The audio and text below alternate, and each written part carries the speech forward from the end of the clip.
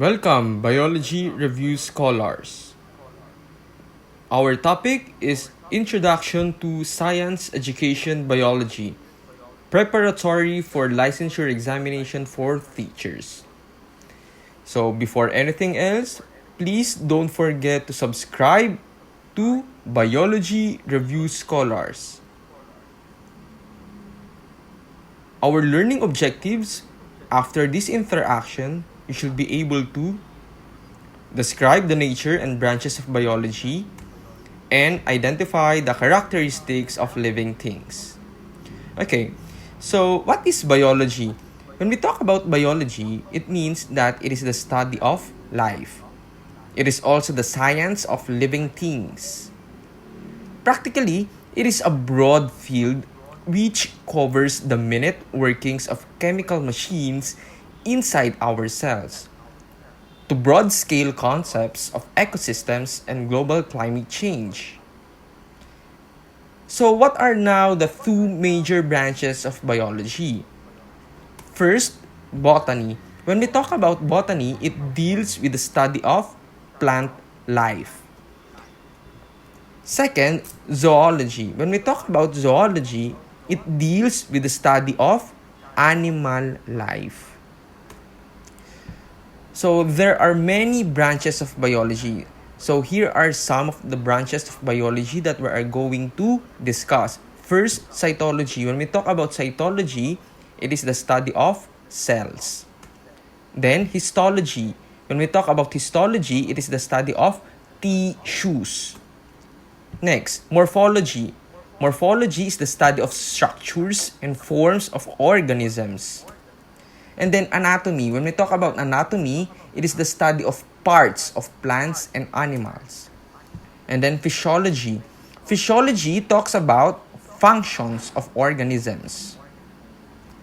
Next, genetics. When we talk about genetics, always remember that it is the study of heredity.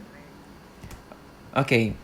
Number 7, ecology. When we talk about ecology, it is the study of biotic or living and abiotic or non-living interaction. And then, number 8, pathology. When we talk about pathology, it talks about it is a study of diseases. And then microbiology. When we talk about microbiology, it is the study of microorganisms. Number 10, bacteriology. From the word itself, it is the study of bacteria. And then virology. When we talk about virology, it is the study of virus. Number 12, when we talk about mycology, it is the study of fungi. Number 13, protozoology. When we talk about protozoology, it is the study of protozoa. Number 14, pycology. When we talk about pycology, it is the study of algae and protista. Number 15, paleontology. When we talk about paleontology, it is the study of fossils. Number 16, ethology. When we talk about ethology, it is the study of plant and animal behavior. And then hippology, it is the study of horses. Number 18, entomology. It deals with the study of insects. Okay, number 19, cynology. It deals with the study of dogs. Malacology. It is the study of snails, mollusks. And then number 21, lepidopterology. It is the study of butterfly. Number 22, arachnology. It is the study of spiders. Herpetology. It is the study of reptiles and amphibians. Number 24, ichthyology. It is the study of fishes. Number 25, mammalogy. It is the study of mammals. Number 26, ornithology. It deals with the study of birds. And then parasitology, from the word itself, it talks about parasites and parasitism. Okay, and then number 28, molecular biology. Molecular biology is the study of molecular organizations of cells. And then biochemistry. It is the study of chemistry and biological systems and processes. And then lastly, embryology. It is the study of embryonic development. And so, to further discuss our introduction, I'm going to present the ABCs of characteristics of life. The first characteristics of life talks about adaptation. Okay, always remember, letter A is for adaptation. It is the ability of living things to be suited to their mode of existence. So, adaptation can be behavioral or structural. When we talk about structural, it talks about permanent. Example, presence of thick stem in cacti plants to have stored water is an example of structural adaptation, or having thick fur of bear. And then when we talk about behavioral adaptation, it talks about adapts to the environment context. Example, shedding of leaves of plants during summer to lessen the parts to use water is an example of behavioral adaptation. The second of the ABCs of characteristics of life, B means breeding or reproduction. So practically it refers to the ability to produce copies of itself by the process either asexually, sexually, or both. And so when we talk about asexual, it deals with one parent. Thus it results to generally identical to the parent cell. Example, bacteria. When we talk about sexual reproduction, it means two parents. It involves process of fertilization. Example, human cells.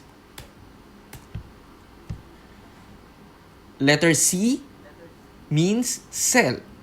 It is the basic unit of living things, smallest unit of life, building blocks of life. D, different levels or complex organization.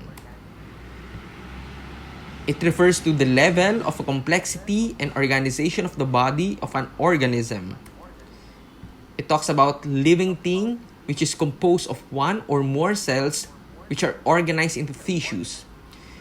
A tissue is a group of cells that perform a specific function. Group of tissues, in turn, form organs such as the stomach and kidney. A number of organs working together compose of organ system. An organism is a complex series of various organ systems. In order to discuss this, I will be presenting the levels of organization. First, atom.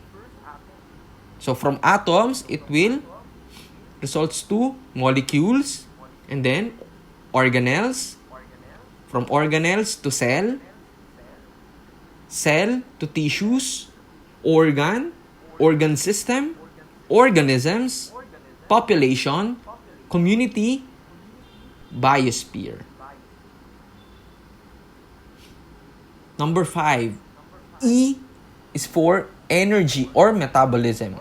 It refers to the sum total of all the chemical changes and processes in the cell. It involves exchanges of chemical matter with the external environment and extensive transformations of organic matter within the cells of a living organism. It may be either be anabolism or catabolism. When we talk about anabolism, it is a constructive process by which large molecules are made from smaller ones. Meaning, it's synthesize, combine, create. Example, protein synthesis, photosynthesis. Catabolism. Catabolism talks about metabolic process by which large molecules are broken down into smaller ones. So in order for us to understand, it talks about breaking down. Example, digestion. Number 6, growth. When we talk about growth, it is an increase in size. It requires an organism to take in material from the environment and organize the material into its own structures. Multicellular organisms grow by increasing the number of cells. They begin as a single cell that repeatedly divides and progressively differentiates into tissues and organs. Even single-celled organisms grow. When first formed by cell division, they are small and must grow and develop into mature cells. Autotomy. It is all about self-cutting. Example, starfish, lizard. Regeneration. It talks about self-healing or self-growth. Number 7. Letter H, homeostasis. It refers to internal balance. It maintains constant internal environment in terms of temperature, pH, water concentrations. Example, our muscular activity generates heat as a waste product. This heat is removed from our bodies by sweating. Some of this heat is used by warm-blooded animals, mammals, and birds to maintain their internal temperatures. Number 8. I for irritability or responsiveness. It refers to reflexes. It is the ability to respond to stimuli in the external environment. These stimuli are changes in the environment that causes the organisms to react. Example, light, heat, sound, and chemical and mechanical contact. For our unit review exam, these are the instructions. Number 1, follow our FB page. Number 2, subscribe to our YouTube channel, Biology Scholars. Number 3, we will email the 30-item unit review test with answers. Just email us the subscribe screenshot photo at biologyreviewscholars@gmail.com. Just bear with us if there will be some delay in sending the copy. Thank you.